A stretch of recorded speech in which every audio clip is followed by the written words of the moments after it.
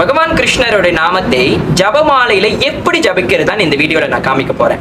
நீங்க இந்த ஜபமாலையை நல்லா நீங்க பாத்தீங்களா, இங்க பெருசா ஒண்ணு இருக்கும், சின்னதா ஒண்ணு இருக்கும். சோ ஜபம் ஆரம்பிக்கும் போது இந்த பெரிய ஜபமாலையில ஜபிக்க ஆரம்பிப்போம்.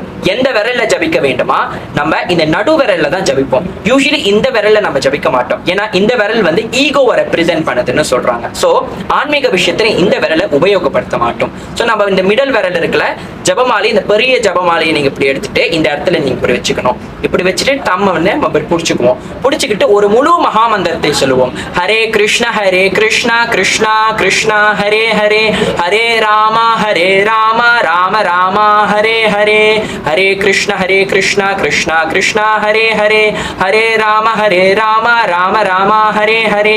இதே போலவே ஒரு முழு மந்திரம் 16 சிலுபல் மந்திரத்தை சொன்ன பிறகு அடுத்த பீட்டுக்கு நம்ம வருவோம். இப்படிதான் பகவான் நாமத்தை 108 தடவை இந்த மாதிரி